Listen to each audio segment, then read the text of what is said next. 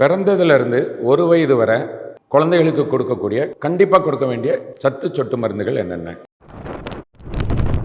ஒன்று வந்து vitamin D. எவ்வளவு கொடுக்கணும்னா 400 இன்டர்நேஷ்னல் யூனிட்ஸ் டெய்லி கொடுக்கணும்.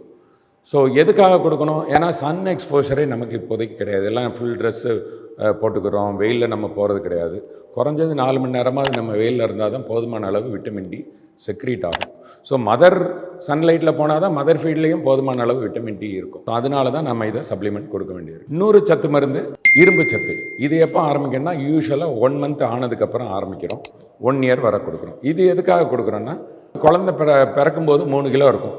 ஆனால் கிட்டத்தட்ட 1 இயர் ஆகும்போது அது பார்த்திங்கன்னா 9 கிலோவுக்கு மேலே தாண்டிடுது. ஸோ 3 மடங்கு நம்ம கூடிடுது. அப்போ ரத்தம் அளவும் அது மாதிரி எக்ஸ்பேண்ட் ஆகும்.